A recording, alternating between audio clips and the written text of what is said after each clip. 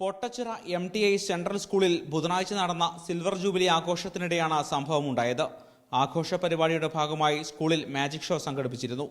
സമീപ പ്രദേശത്തുള്ള ഒരാളാണ് മാജിക് ഷോ നടത്തിയത്. ഇതിനിടെ വിദ്യാർത്ഥികളിൽ ഒരാളെ സ്റ്റേജിലേക്ക് വിളിപ്പിച്ചു. കുട്ടിയുടെ കയ്യിൽ കക്കിരി നൽകിയ ശേഷം കണ്ണ് കെട്ടിയ മജീഷ്യൻ കത്തികൊണ്ട് കക്കിരി മുറിക്കുന്നതായിരുന്നു അഭ്യാസ പ്രകടനം. എന്നാൽ ഇതിനിടെ കത്തി കുട്ടിയുടെ കൈത്തണ്ടയിൽ കൊള്ളുകയായിരുന്നു. കക്കരിക ആദ്യം കടിച്ചു പിടിക്കാൻ പറഞ്ഞു. അപ്പോൾ കടിച്ചു പിടിച്ചപ്പോൾ മജീഷ്യൻ കൈയൊക്കെ മാറ്റി ഇങ്ങനെ പിടിക്കാൻ പറഞ്ഞു.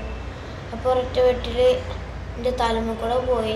പിന്നെ വെട്ടിൽ കക്കരിക്ക് എൻ്റെ കൈമീൻ കൊണ്ടു.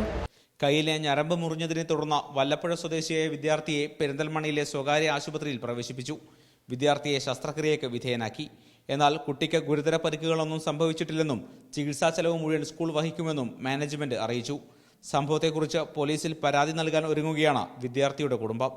മാതൃഭൂമി ന്യൂസ്, ഒറ്റപ്പാലം.